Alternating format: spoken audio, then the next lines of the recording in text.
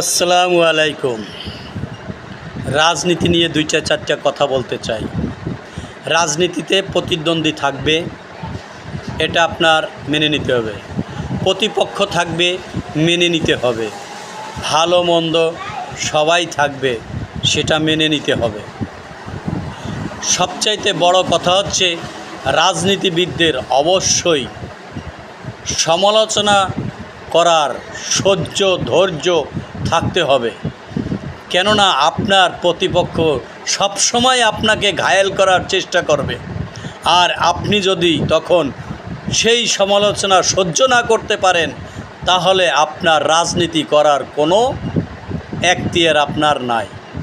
কেননা প্রতিপক্ষ আপনাকে অবশ্যই ঘায়েল করবে, আর সেই ঘায়েল আপনার হজম করতে হবে। প্রয়োজনে আপনি পাল্টা পদক্ষেপ গ্রহণ করেন কথার মাধ্যমে। সে যে কথার মাধ্যমে আপনাকে ঘায়েল করছে, আপনিও কথার মাধ্যমে সেভাবেই ঘায়েল করবেন। কিন্তু কোনো উত্তেজিত হওয়া যাবে না, ধৈর্য সহকারে ঘায়েল করতে হবে।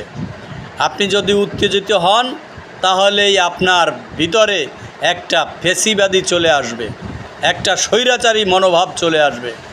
যেরকমের বিগত সরকার,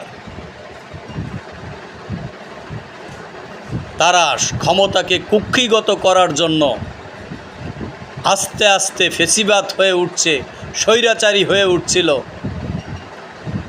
দীর্ঘ 1.5 যুগ ক্ষমতায় আসীন ছিল। হঠাৎ করে তারা সমস্ত নেতাকর্মী সহ দেশ থেকে পালিয়ে যেতে বাধ্য হয়েছে। কেননা মহান সৃষ্টিকর্তা কোনো স্বৈরাচারীকে পছন্দ করে না, তাদেরকে সুযোগ দেয় ভালো হওয়ার জন্য। অতএব ভবিষ্যতে যারা রাজনীতি করবে, তারা ঠান্ডা মাথায় রাজনীতি করতে হবে এবং মানুষের সমালোচনা সহ্য করার ক্ষমতা থাকতে হবে। যদি আপনি সমালোচনা সহ্য না করতে পারেন, তাহলে আপনার রাজনীতি ছেড়ে দিয়ে অন্য কিছু পন্থা অবলম্বন করতে হবে। অতএব সমালোচনা সহ্য করার ক্ষমতা রাখেন, মানুষকে কথাবার্তা বলার স্বাধীনতা দেন।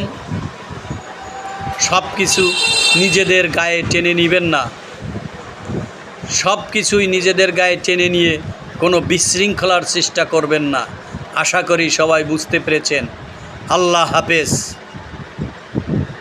আসসালামু আলাইকুম ওয়া রাহমাতুল্লাহি ওয়া বারাকাতুহু।